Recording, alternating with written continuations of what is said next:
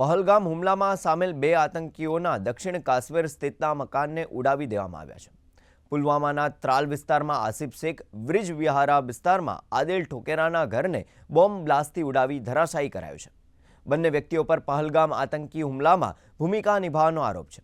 આતંકવાદને પ્રોત્સાહન આપનારા અને મદદ કરનારાઓ પર કાર્યવાહી કરવા માટે સુરક્ષા એજન્સીઓ દ્વારા સઘન પ્રયાસોના ભાગરૂપે તેઓના ઘર તોડી પાડવામાં આવ્યા છે।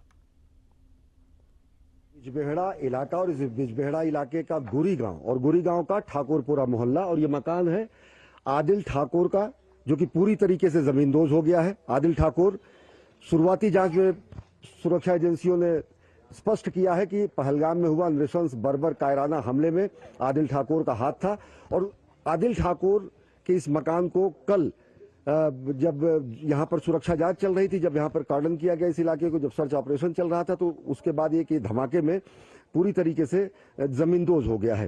केंद्र सरकार की सुरक्षा एजेंसियों की प्रतिबद्धता है कि किसी भी तरीके के शरण देने वाले, पनाह देने वाले स्थानीय लोग हों या फिर चाहे बर्बर कायराना हमले में शामिल जो भी लोग हैं, उनको उनके अंजाम तक पहुंचाया जाएगा। अपने सहयोगी सागर जावेद और अपने कैमरा पर्सन पीयूष वर्मन के साथ अश्विनी कुमार मिश्र, गुरी गांव, अनंतनाग, डीडी न्यूज।